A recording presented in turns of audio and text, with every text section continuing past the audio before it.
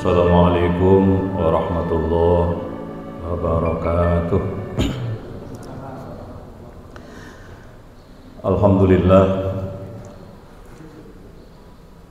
alladzi anzala ala 'abdihil kitaba wa lam yaj'al lahu iwaja. Asyhadu an la ilaha illallah wahdahu la syarikalah wa asyhadu anna Muhammadan abduhu wa rasuluh la nabiyya ba'dah. Allahumma salli wa sallim wa barik ala Sayyidina Muhammad ibn Abdillah wa ala alihi wa ashabihi wa asba'ihi wa man tabi'a huda ila yaumil qiyamah. Amma ba'du. Bapak-bapak, ibu-ibu, para jamaah yang saya hormati, saya akan melanjutkan pembicaraan kita atau makalah kita. Jadi makalah itu sesuatu yang diucapkan, ya.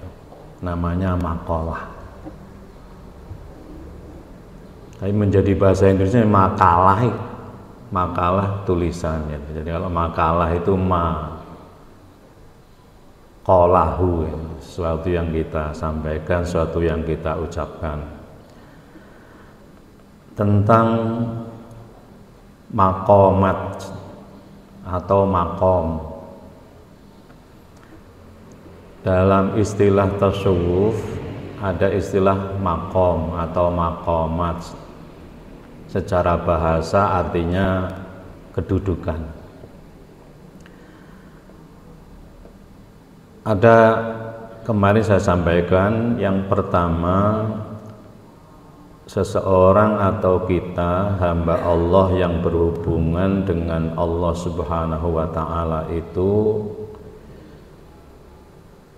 dijelaskan atau dibagi menjadi beberapa maqam atau tingkatan.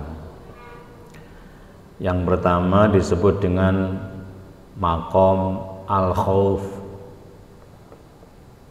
yang kedua ar-raja, yang ketiga al-mahabbah, kemudian yang keempat al-ihtisab.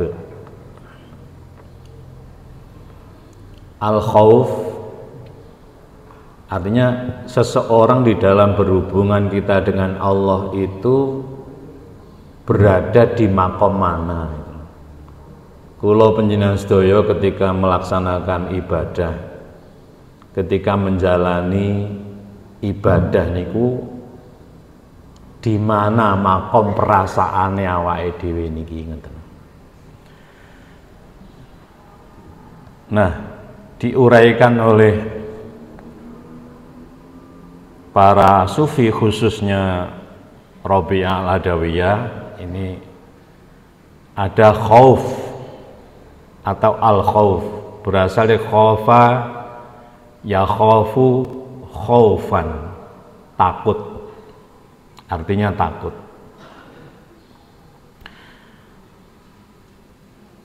Nah, orang yang beribadah oleh karena takut, tentu takutnya takut akan siksa. Ini makom yang paling rendah. Nah, makanya kemarin sudah saya sampaikan, nanti saya uraikan korelasinya dengan sholat kita nanti gitu. Nek kula panjenengan sedaya, kalau kita semua, ya, kalau masing-masing diri kita ini ketika beribadah itu dalam perasaan kita karena rasa takut, ini belum dianggap beribadah, alias makom terendah. Nah, takut apa? Takut siksa. Jadi takut siksa itu sebenarnya gampangannya nggak oleh. Oleh karena itu pernah diceritakan oleh Rabi'ah al-Adawiyah ini, Pernah satu ketika dia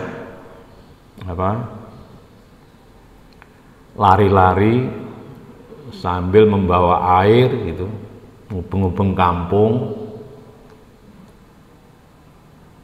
lalu mengatakan dia akan memadamkan api neraka. Sehingga perilakunya Rabi'ah ini dianggap perilaku aneh. Dalam bahasa tasawufnya itu khariqul adah. Jadi khariq itu merobek, adah itu kebiasaan. Jadi enggak koyok biasanya menungso gitu. Masa neraka mau ditutup atau neraka mau didinginkan? Perasaan kita kan neraka itu panas karena simbolnya nar atau api kan. Nah, ini kayak ngeraya awake dhewe. Untuk ngeraya awake dhewe di mana makom kita. Ini makom terendah. Nah, oleh karena itu diilustrasikan agar supaya kita ini tidak takut lagi akan neraka, maka disimbolkan neraka itu pintunya kan 7. Kalau kita sudah melaksanakan sholat maghrib 3 rakaat, sholat isya 4 rakaat, itu menutup 7 pintu neraka itu. Nah, kalau sudah neraka tertutup, ya nggak perlu takut lagi. Sudah khaufnya tuh hilang. Nah, ini epistemologi menghilangkan khauf. Ya napa niku? Menegakkan 3 rakaat maghrib dan 4 rakaat isya. Niki korelasi khauf dengan amalan ibadah kita. Simbolnya sholat, karena seluruh ibadah itu induknya dalam sholat itu. Neraka hawiyah pada rakaat pertama, kita ulangi nggih. Neraka sakor pada rakaat kedua maghrib, neraka lazo pada rakaat ketiga. Jadi kalau sudah 3 rakaat ini kita tegakkan, berarti 3 pintu neraka itu tertutup.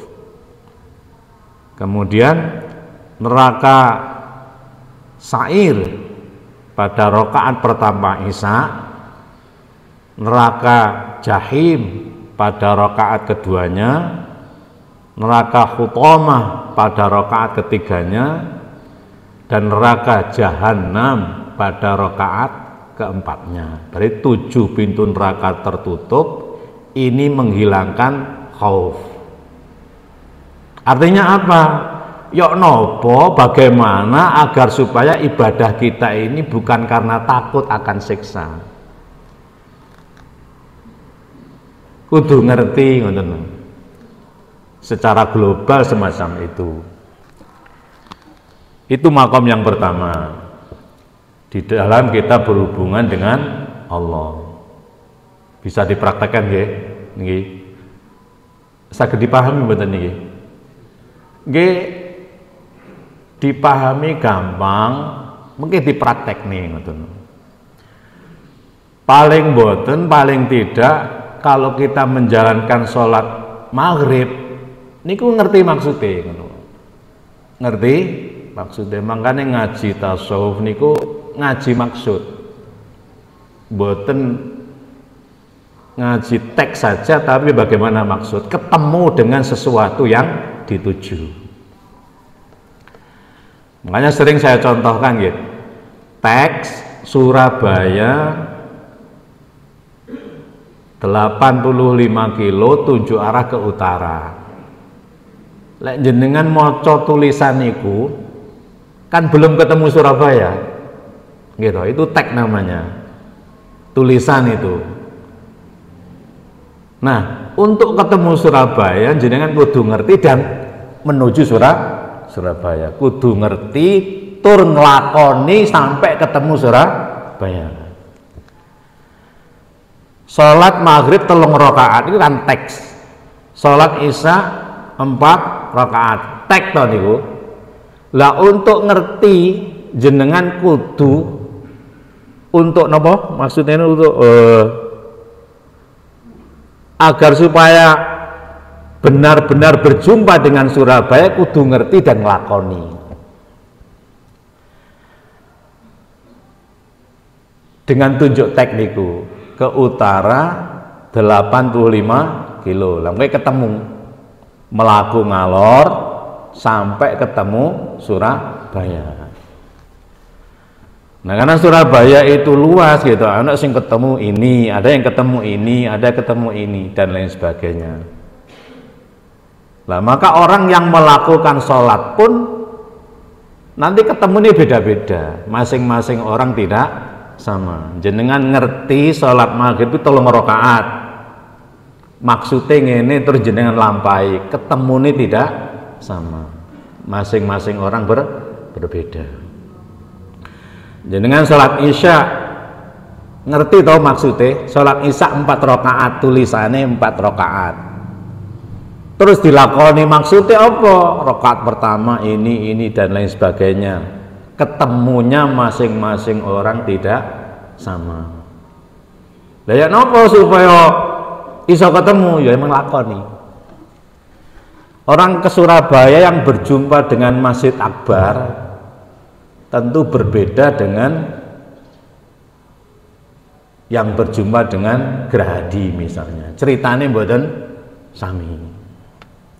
Jenengan sami-sami sholat Isya rakaat pertama gitu kan, maksudnya menutup pintu neraka yang bernama Sa'ir. Mungkin ketemu nih ora bodoh, beda-beda, semua dirasa kita masing-masing. Lah kewajiban kula panjenengan sedaya, kewajiban kita masing-masing ini ya napa mengkaji niku masing-masing gitu. Bacaane kan padha.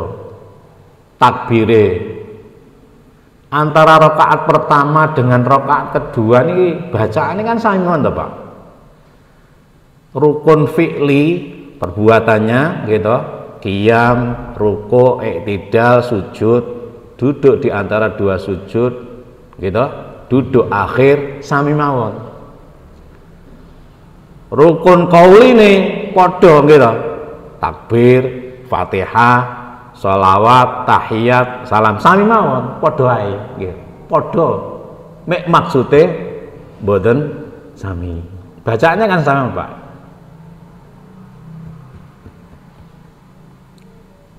Nah niku khauf. Kalau sudah maghrib isya berarti sudah jangan khauf lagi. Ojo wedi meneh, ojo ragu lagi. Menghilangkan keraguan inilah dimaksudkan agar timbul satu keyakinan. Wa'bud rabbaka hatta ya'tiyakal yaqin.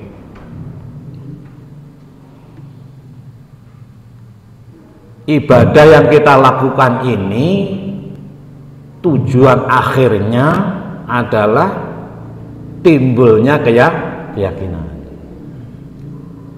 Saat ini roja, ini khauf nggih. Jadi khauf niku korelasinya wonten maghrib dan isya. 7 pintu neraka ditutup. Lek wis ditutup aja khauf maneh. Kalau panjenengan sedaya sudah sholat maghrib, sudah sholat isya, kemudian jek wedi yang rokok, kuwi durung ibadah katanya. Itu masih belum beribadah, belum yakin. Sekarang masuk pada rojaun atau ar-roja'u. Secara bahasa artinya mengharap balasan, mengharapkan balasan. Gampangane njaluk swarga lah, balasan baik itu, minta surga. Ini makom yang kedua.